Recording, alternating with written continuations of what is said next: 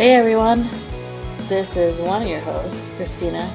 I know Holly's probably laughing at me right now, but hello. And so I'm gonna try again. Hey everyone, this is one of your hosts, Christina. This is our very first episode of our Making It Weird podcast. And during this episode, we're going to be talking about our sweet children and some of the hells they put us through and letting go when they grow up and letting them have their own emotions and stressors and how we deal with them and how their attitude is, etc. Hi friends, my name is Holly. Welcome to our podcast. You're breathing all. Me? I was like, you totally went off script and I didn't know. You're all the speaker. I mean, in the microphone. Now it's too loud. Oh my god, I'm going to start over.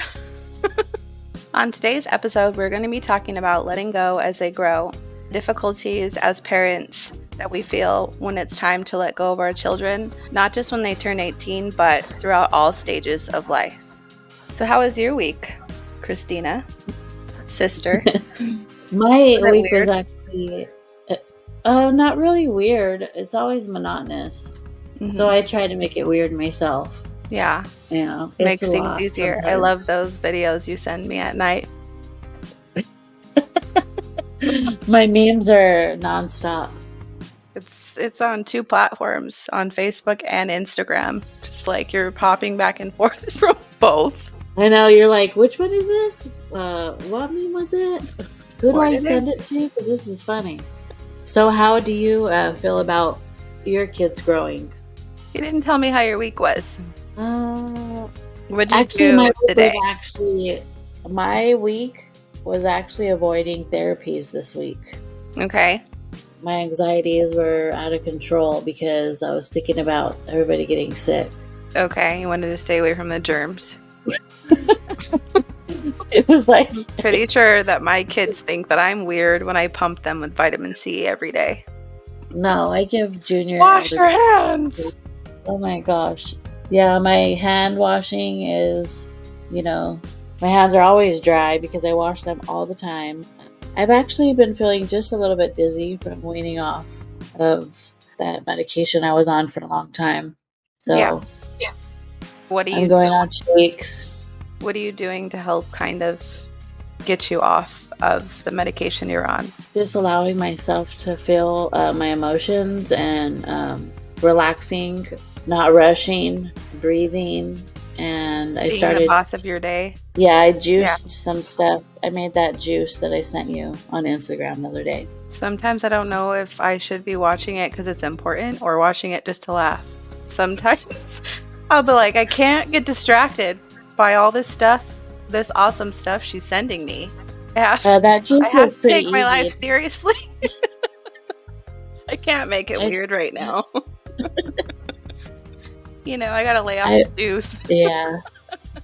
Actually, my week has been okay. A lot of crying, just letting my emotions flow when they want, and not making myself feel bad for anything I'm feeling. Nothing bad in the brain department, like no severe depression or anything like that, or suicide thoughts. So yeah, I'm doing pretty well this week. Can be like the number one fear. I think taking yourself off of medication, you can kind of feel like, well, what is there to expect?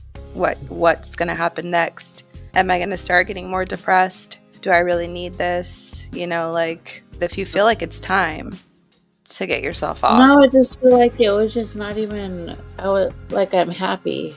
That's good. I feel content in my life. You feel your real emotions. Yeah. And there's nothing wrong with putting my brain first, because I feel like not a lot of people put their mental health first. Putting mental health first, I feel like... the tongue gets in the way. You have a really big tongue. Don't start. What? I can't touch my nose, everybody. Yeah, you used to stick it out like all the way and touch your nose to make me laugh when we were kids. You remember that? So as you know, we are sisters. We have chosen very different lives and roads, but we tend to share the same sense of humor and kind of get through life very similarly with our weirdness and our love People for don't our understand children. this sometimes. They think Yeah. that we're like really weird or annoying. What do you think about that subject when people say you use your sense of humor as a way to kind of like not feel what you're really feeling? How do you feel about that subject? About making things weird and uncomfortable moments? You think it's necessary, or you think you're avoiding anything? I don't. No, actually, a lot of people think it's like a masking technique or trying to fill in the quietness or not having anything constructive or interesting to talk about. Yeah. But I feel like I'm just like this. Yeah. I feel like it brings people together. Yeah. I feel like it brings people together the right way.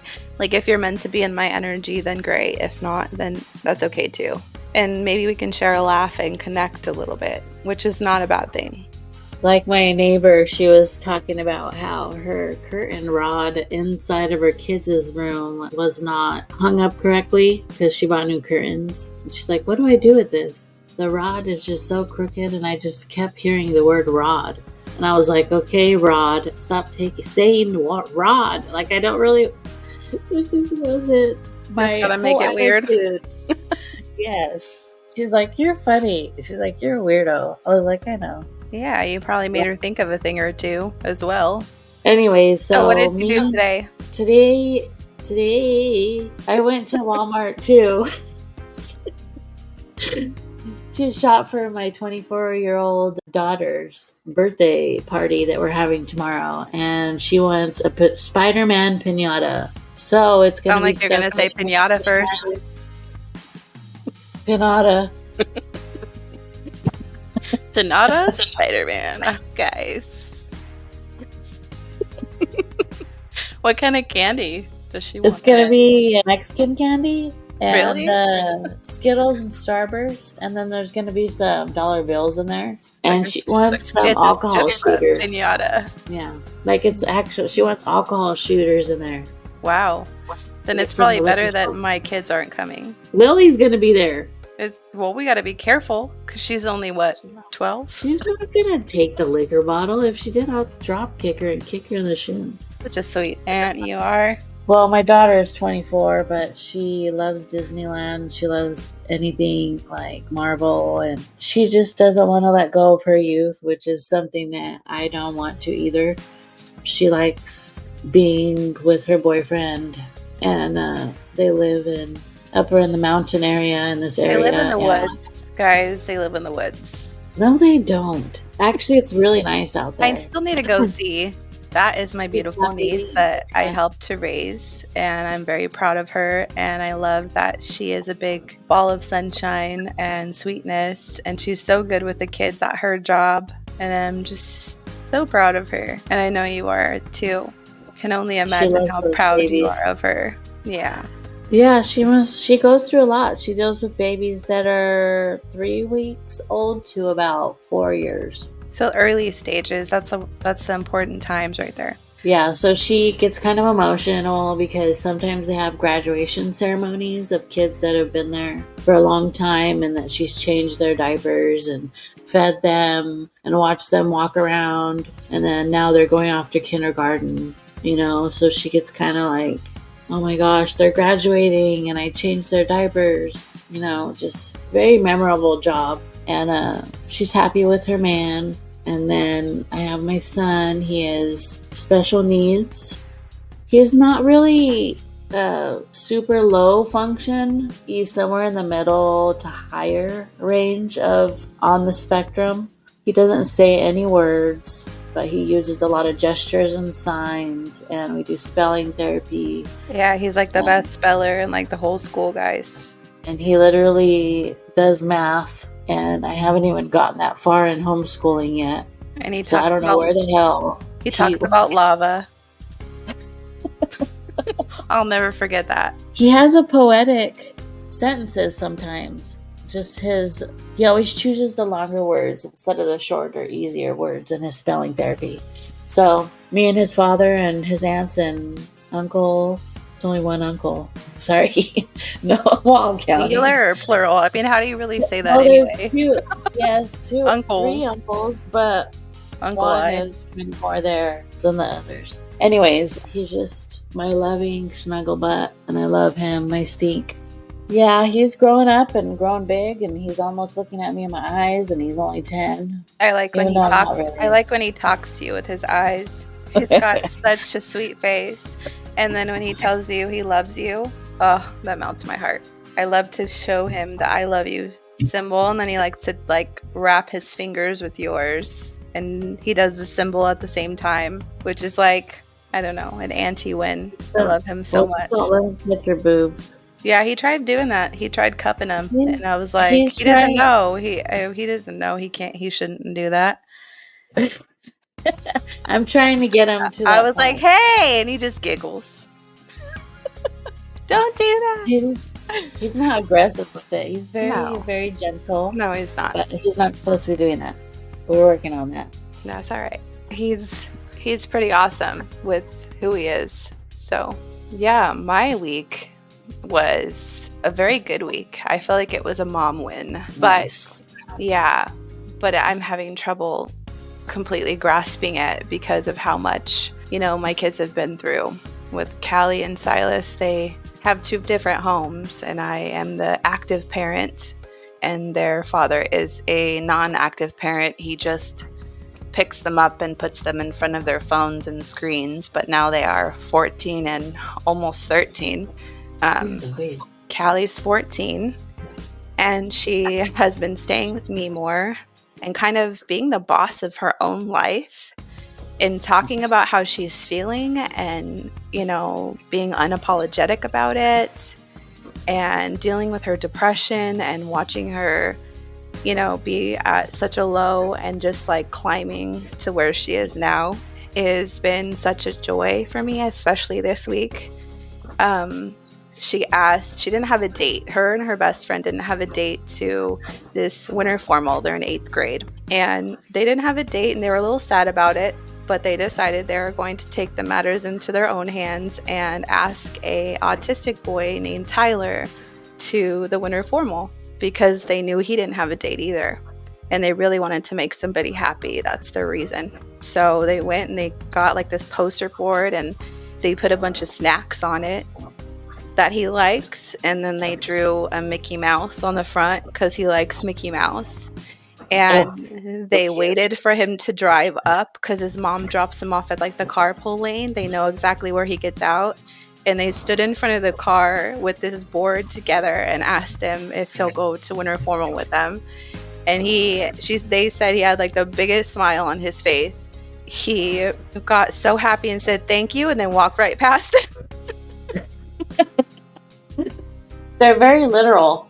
They don't Yeah. really understand Social cues, right? Yeah. Yeah, and Callie already knew that because I think she knows about, Junior, about your son, and about her cousin. She's okay with it. She's like, it's okay. He just walked right past us. No big deal. But he was so happy. And we gave the poster board to his mom in the car, and she was so happy. And it was just literally, it just made my heart really happy that she just had that confidence to do it and not care what anybody thought. And it just so adorable. It's just melted my heart. It made me so proud of her unapologetic spirit, just to be herself in such a crazy world, especially middle school. Like, she's about to start high school, and just like she always tells me, she doesn't understand why people are so mean and why people are so fake. And it's hard for her to be part of that because she's trying to figure out who she is, Yeah. I feel like that was a really big accomplishment for her, considering, how low she has been in the past, and just watching her light up, and it's made me really happy. I'm very proud of her too. She's grown up to be such a sweetheart. Yeah. And Silas has been kind of harder in a different way because he's a boy, and it's harder for me to really get in his mind because that's the way that I parent. I tried to see things from their perspectives a lot in order for me to know how to act. Silas is dealing with the same thing that Callie is, I think, but he just feels misunderstood. And he feels like video games and escapism is his route right now. So I started this thing where I started hugging my kids every day, even if they didn't really want it.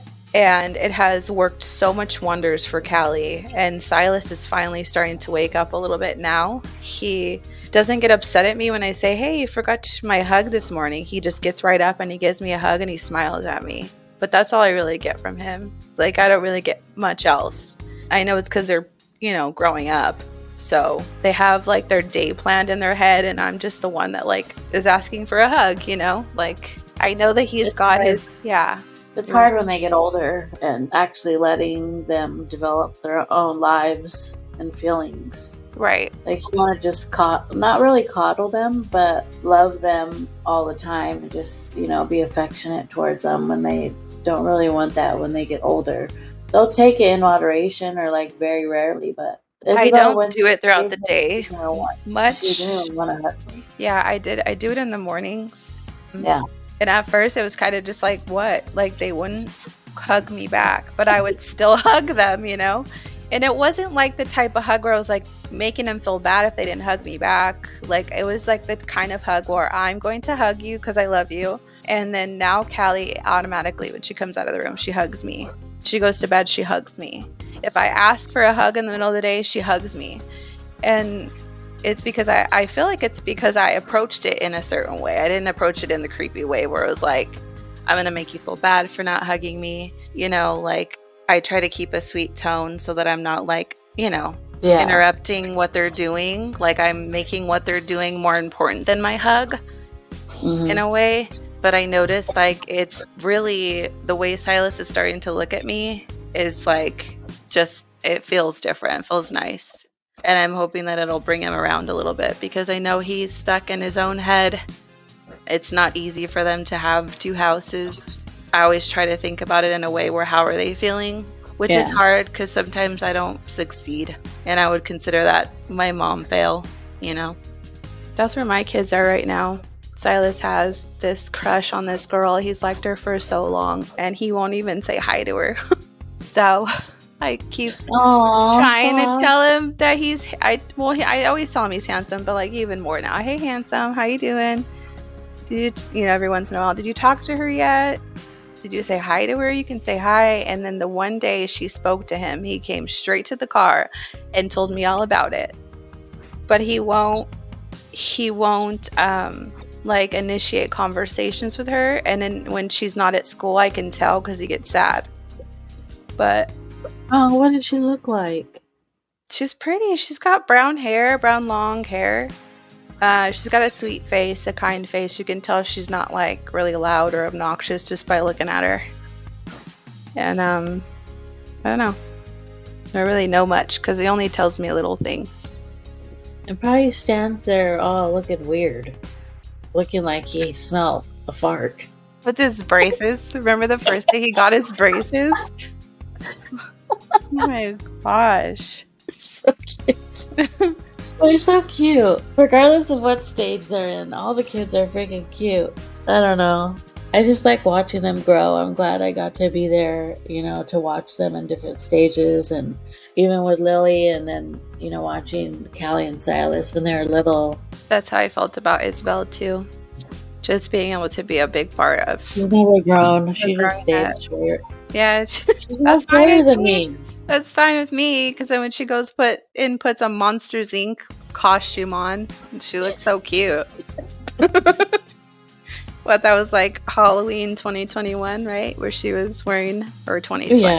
2020, she was wearing the Monsters Inc. onesie. So cute. I like how her and her boyfriend just kind of keep that spirit alive of like they go to Disneyland, right? Yeah, they like to go camping and they play board games. She's all talking about planting a garden, and she sent me a picture of her little planter. Yeah, their roommate have any suggestions? Coming to tomorrow. Oh, okay. The one they go camping with. Yeah. Didn't I tell you about their roommate? I don't know really about Tyler.